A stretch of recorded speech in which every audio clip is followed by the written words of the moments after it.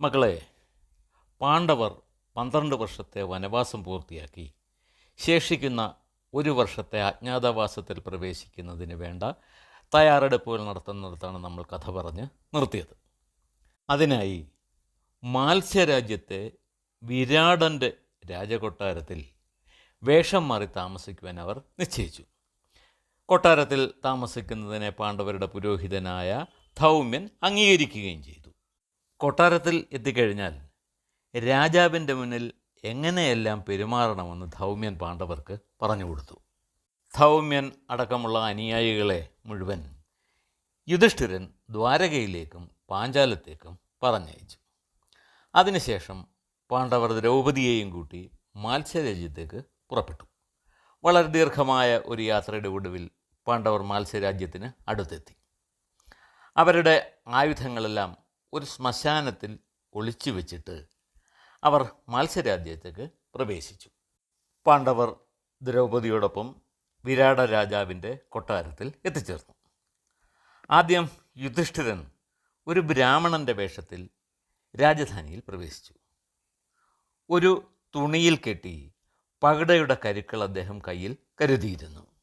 രാജാവിൻ്റെ മുന്നിലെത്തി വണങ്ങിയ ശേഷം യുധിഷ്ഠിരൻ പറഞ്ഞു, മഹാരാജാവേ, എല്ലാ സമ്പത്തുകളും തസ്കരന്മാരാൽ തട്ടിയെടുക്കപ്പെട്ട ഒരു ബ്രാഹ്മണനാണ് ഞാൻ. ദൈനംദിന കാര്യങ്ങൾക്കുള്ള വഴി തേടിയാണ് ഞാൻ അങ്ങയുടെ മുന്നിൽ നിൽക്കുന്നത്. അങ്ങയുടെ ഇഷ്ടത്തിനൊത്ത് പ്രവർത്തിച്ച് ഇവിടെ തന്നെ ഒരാശ്രിതനായി കൂടുവാനാണ് ഞാൻ ആഗ്രഹിക്കുന്നത്. വിരാട രാജാവ് യുധിഷ്ഠിരനെ അടിമുടി നോക്കിയിട്ട് ചോദിച്ചു, അല്ലയോ ബ്രാഹ്മണ, അങ്ങ് എവിടെ നിന്ന് വരുന്നു? എന്താണ് അങ്ങയുടെ പേര്? യുധിഷ്ഠിരൻ പറഞ്ഞു, രാജാവേ, ബൃഹത് ഗോത്രത്തിൽ ജനിച്ച എൻ്റെ പേര് കുങ്കൻ എന്നാണ്. മുമ്പ് ഇന്ദ്രപ്രസ്ഥത്തിൽ യുധിഷ്ഠിര രാജാവിൻ്റെ ഒപ്പം ആയിരുന്നു താമസിച്ചിരുന്നത്. ചൂതുകളിയിലെ പകിടകളിൽ ചില വിദ്യകൾ കാണിക്കുവാൻ എനിക്കറിയാം. ഇത് കേട്ടപ്പോൾ രാജാവിന് വലിയ സന്തോഷം തോന്നി. ബ്രാഹ്മണ, അങ്ങേക്ക് കൊട്ടാരത്തിൽ തന്നെ താമസിക്കാം. അതിനുള്ള ഏർപ്പാടുകൾ ചെയ്തു തരുന്നതാണ്. ഭക്ഷണത്തിനും വസ്ത്രത്തിനും മുട്ടുണ്ടാകില്ല. പുറം നാടുകളുടെയും ഖജനാവിൻ്റെയും ചുമതല ഞാൻ അങ്ങയെ ഏൽപ്പിക്കുന്നു. കൂടാതെ സൈന്യത്തിൻ്റെ ചുമതല കൂടി അങ്ങ് ഏറ്റെടുക്കണം. ഈ കൊട്ടാരത്തിൻ്റെ വാതിലുകൾ സദാ അങ്ങയ്ക്ക് വേണ്ടി തുറന്നിരിക്കും. ജീവിക്കാൻ നിർവാഹമില്ലാതെ ഇവിടെ എത്തുന്നവരുടെ സൂക്ഷ്മമായ വിവരങ്ങൾ അന്വേഷിച്ച് എന്നെ അറിയിക്കണം. അത്തരക്കാർക്ക് വേണ്ടതെല്ലാം ചെയ്തു കൊടുക്കുന്നതാണെന്ന് ഞാൻ വാഗ്ദാനം ചെയ്യുന്നു. ഇപ്രകാരം ഇവിടെ വരുന്നവർക്ക് വേണ്ടത്ര സഹായങ്ങൾ ഇവിടെ നിന്ന് കിട്ടുന്നുണ്ടോ എന്നുകൂടി അങ്ങ് ഉറപ്പുവരുത്തണം. അങ്ങനെയുള്ള വിവരങ്ങൾ അറിഞ്ഞ് യാതൊരു സങ്കോചവും കൂടാതെ എന്നെ അറിയിക്കണം. യുധിഷ്ഠിരന് വലിയ സന്തോഷമായി. രാജാവിൻ്റെ മഹാമനസ്കതയിൽ യുധിഷ്ഠിരന് ആദരവ് തോന്നി. അപ്രകാരം ആരും തിരിച്ചറിയാതെ സുരക്ഷിതമായ ഒരു താമസ സൗകര്യം യുധിഷ്ഠിരന് ലഭിച്ചു. പിന്നീട് ഭീമസേനൻ ഒരു പാചകക്കാരൻ്റെ വേഷത്തിൽ വിരാട രാജാവിൻ്റെ മുന്നിൽ എത്തി. അയാളുടെ കയ്യിൽ വലിയൊരു ചട്ടുകവും തവിയും ഒരു കറിക്കത്തിയും ഉണ്ടായിരുന്നു. ഭീമൻ രാജാവിനെ വണങ്ങിക്കൊണ്ട് പറഞ്ഞു, മഹാരാജാവേ, എൻ്റെ പേര് വല്ലവൻ എന്നാണ്. പാചക ജോലിയിൽ എനിക്ക് നല്ല നൈപുണ്യമുണ്ട്. അങ്ങയുടെ കൊട്ടാരത്തിൽ ഒരു പാചകക്കാരനായി ജോലി ചെയ്യാൻ ഞാൻ ആഗ്രഹിക്കുന്നു. ഭീമനെ കണ്ടിട്ട് രാജാവ് പറഞ്ഞു, വല്ലവ, ഇത്ര തേജസ്സുള്ള ഒരാൾ പാചകക്കാരനായി ജോലി ചെയ്യുകയോ? എനിക്ക് വിശ്വസിക്കാൻ കഴിയുന്നില്ല. നിങ്ങളെ കണ്ടിട്ട് പരാക്രമിയായ ഒരു യുവാവായിട്ടാണ് എനിക്ക് തോന്നുന്നത്. ഭീമൻ പറഞ്ഞു, മഹാരാജാവേ, ഞാനൊരു പാചകക്കാരൻ തന്നെയാണ്. കുറച്ച് പരാക്രമങ്ങളൊക്കെ എനിക്കുണ്ട്. അങ്ങ് വിശ്വസിച്ചാലും അവസരമുണ്ടായാൽ അങ്ങയ്ക്ക് എൻ്റെ പരാക്രമങ്ങൾ ഒക്കെ കാണാൻ കഴിയും. എൻ്റെ പാചകത്തിലുള്ള സാമർഥ്യം ഇന്ദ്രപ്രസ്ഥത്തിലെ രാജാവായിരുന്ന യുധിഷ്ഠിരന് അറിയാവുന്നതാണ്. ഇത് കേട്ട് വിരാടൻ പറഞ്ഞു, നിങ്ങളുടെ ശാരീരികമായ രീതി വെച്ച് നോക്കുമ്പോൾ ഒരു മല്ലയുദ്ധക്കാരനെ പോലെ ഉണ്ട്. എന്തായാലും നിങ്ങൾക്ക് പാചകകലയിലാണ് താല്പര്യമെങ്കിൽ അതുതന്നെ ചെയ്താൽ മതി. പാചകശാലയുടെ മൊത്തം ചുമതല ഞാൻ നിങ്ങൾക്ക് നൽകുകയാണ്. ഭീമന് അത് വലിയ സന്തോഷമായി. ആരും തന്നെ തിരിച്ചറിയുകയില്ല എന്നു മാത്രമല്ല, സ്വാദിഷ്ടമായ ഭക്ഷണങ്ങൾ ആവശ്യം പോലെ കഴിക്കുകയും ചെയ്യാം. ഭീമന് ശേഷം കൊട്ടാരത്തിലെത്തിയത് സൈരന്ധ്രി എന്ന പേരിലും അതേ വേഷത്തിലും ദ്രൗപദിയായിരുന്നു. സൈരന്ധ്രി എന്ന് പറഞ്ഞാൽ വീട്ടുജോലിക്കാരിയാണെന്ന് അറിയാമല്ലോ. അത് ഇങ്ങനെയായിരുന്നു. ദ്രൗപദി അലഞ്ഞു തിരിഞ്ഞ് ക്ഷീണിതയായി നടക്കുന്ന ഒരു സ്ത്രീയെപ്പോലെ കൊട്ടാരത്തിനടുത്തുകൂടി പോകുന്നത് കൊട്ടാരത്തിൻ്റെ മട്ടുപ്പാവിൽ നിന്ന് രാജ്ഞിയായ സുദേഷ്ണ കണ്ടു. അവളോട് അലിവ് തോന്നി സേവകന്മാരെ വിട്ട് അവളെ വിളിപ്പിച്ചു. ആരാണ് നീ? എന്തിനിങ്ങനെ അലഞ്ഞു തിരിയുന്നു? പാഞ്ചാലി പറഞ്ഞു, മഹാറാണി, ഞാനൊരു സൈരന്ധ്രിയാണ്. മുമ്പ് ഇന്ദ്രപ്രസ്ഥത്തിലെ രാജ്ഞിയായിരുന്ന ദ്രൗപദിയുടെയും മറ്റും കേശാലങ്കാരങ്ങൾ ചെയ്തിരുന്നത് ഞാനാണ്. ഇപ്പോൾ ചൂതിൽ തോറ്റ് അവർ വനവാസത്തിന് പോയി. അതോടെ എനിക്കെൻ്റെ ജോലി നഷ്ടമായി. കുറേ കാലമായി ഞാൻ അലഞ്ഞു നടക്കുകയാണ്. ഇവിടെ എന്തെങ്കിലും ഒരു ജോലി കിട്ടിയാൽ. ഇത് കേട്ട് സഹതാപത്തോടെ രാജ്ഞി പറഞ്ഞു, ഇത്രയും സൗന്ദര്യമുള്ള നിന്നെ കണ്ടാൽ ഒരു രാജാവിൻ്റെ പത്നിയെപ്പോലുണ്ട്. നീ ഒരു സൈരന്ധ്രി ആകേണ്ടവളല്ല. ഇത് കേട്ടപ്പോൾ ദ്രൗപദി പറഞ്ഞു, മഹാറാണി, ഞാനൊരു സൈരന്ധ്രി തന്നെയാണ്. കേശാലങ്കാരങ്ങൾ നടത്താനും പൂക്കൾ കൊണ്ട് ഭംഗിയുള്ള ഹാരങ്ങൾ ഉണ്ടാക്കാനും ചന്ദനം, കളഭം എന്നിവ അരച്ച് കുറിക്കൂട്ടുണ്ടാക്കുവാനും എനിക്ക് നന്നായി അറിയാം. ആഹാരവും വസ്ത്രവും മാത്രം എനിക്ക് തന്നാൽ മതി. കൂടുതലൊന്നും ഞാൻ ആഗ്രഹിക്കുന്നില്ല. ഇത് കേട്ടിട്ട് സുദേഷണ പറഞ്ഞു, ഹേ സൈരന്ധ്രി, നിന്റെ സൗന്ദര്യം എന്നെ വല്ലാതെ ഭയപ്പെടുത്തുന്നു. എൻ്റെ ഭർത്താവ് മഹാരാജാവ് വിരാടൻ നിന്നെ കണ്ടാൽ മോഹിച്ചു പോകുമെന്നുള്ള കാര്യത്തിൽ സംശയമില്ല. അദ്ദേഹം നിന്നെ കണ്ട് മോഹിക്കാതിരുന്നാൽ നിനക്ക് എൻ്റെ സൈരന്ധ്രിയായി ജോലി ചെയ്യാം. ദ്രൗപദി പറഞ്ഞു, മഹാറാണി, അവിടുന്ന് വിഷമിക്കേണ്ട. എൻ്റെ ഭർത്താക്കന്മാരായി 5 ഗന്ധർവന്മാരുണ്ട്.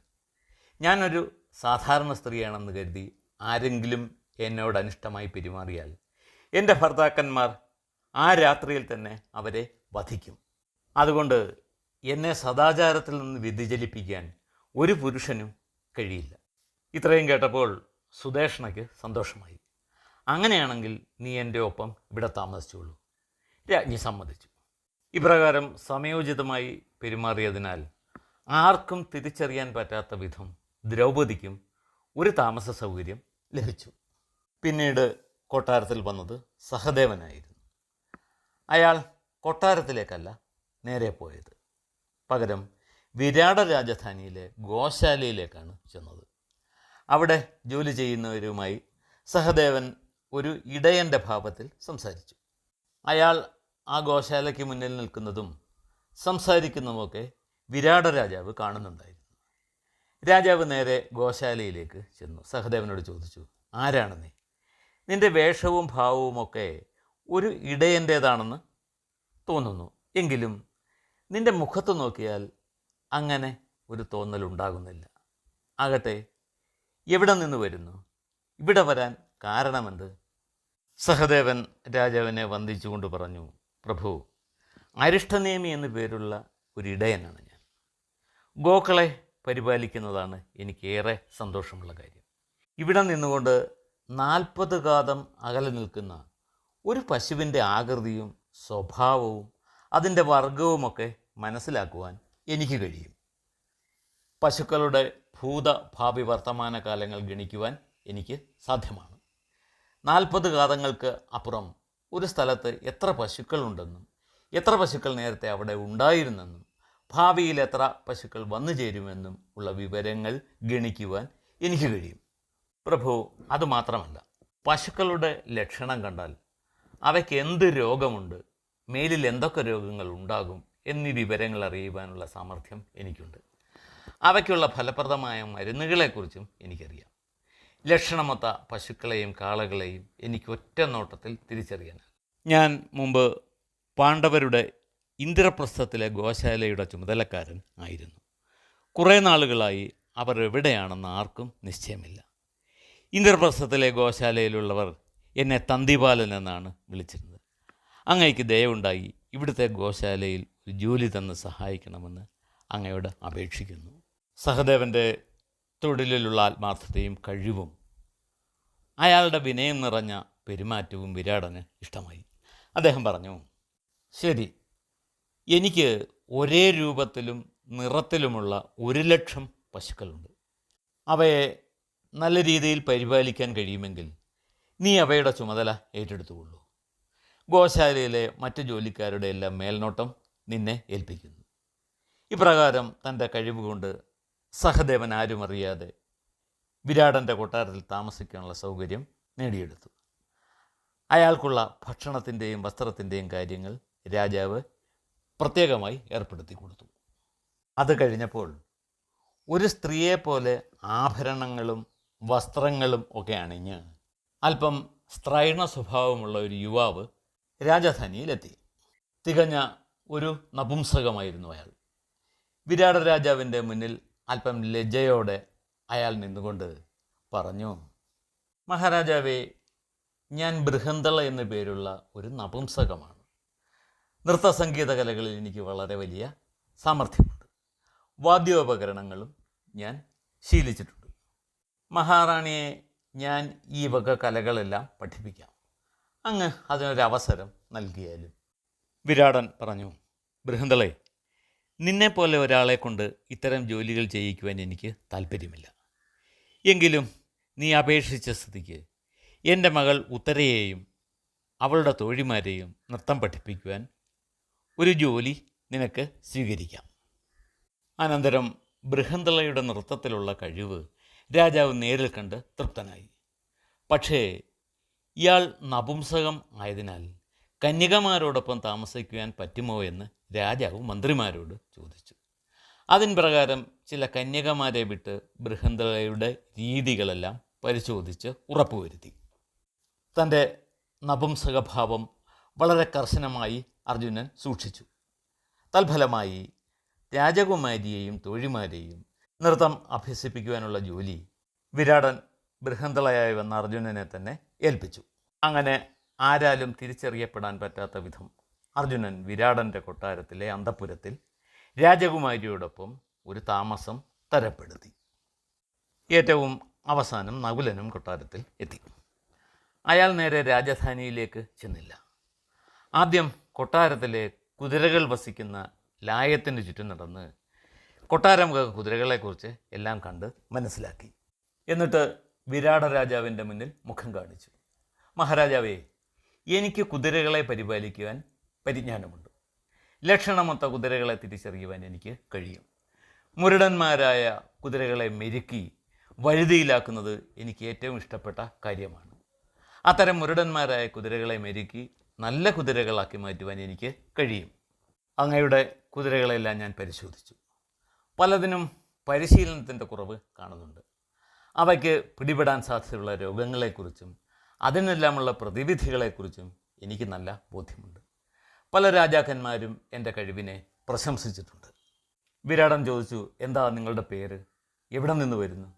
നകുലൻ പറഞ്ഞു, മഹാരാജാവേ, ഞാൻ യുധിഷ്ഠിര മഹാരാജാവിൻ്റെ കുതിരകളെ പരിശീലിപ്പിക്കുകയായിരുന്നു. അവിടെയുള്ളവർ എന്നെ ഗ്രന്ഥികൻ എന്നാണ് വിളിച്ചിരുന്നത്. യുധിഷ്ഠിര മഹാരാജാവിന് വന്നു ചേർന്ന കഷ്ടകാലം അദ്ദേഹത്തിൻ്റെ സേവകന്മാരെയെല്ലാം ബാധിച്ചു. അങ്ങനെ എൻ്റെ തൊഴിൽ നഷ്ടമായി. വിരാടൻ പറഞ്ഞു, ഗ്രന്ഥിക, എൻ്റെ കുതിരകളെ പരിശീലിപ്പിക്കാനുള്ള ചുമതല താങ്കളെ ഏൽപ്പിക്കുന്നു.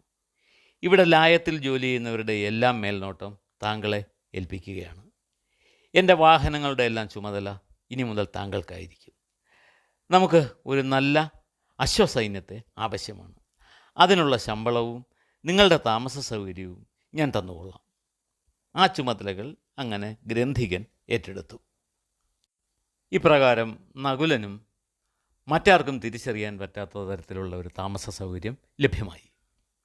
ഇങ്ങനെ ദ്രൗപദിയും പാണ്ഡവരും അവർ ഉദ്ദേശിച്ചതുപോലെ മാത്സ്യരാജ്യത്തെ വിരാട രാജാവിൻ്റെ കൊട്ടാരത്തിൽ താമസിച്ച് അവരുടെ അജ്ഞാതവാസകാലം ആരംഭിച്ചു. കഥയുടെ ബാക്കി ഭാഗം നമുക്ക് അടുത്ത ദിവസം കേൾക്കാം.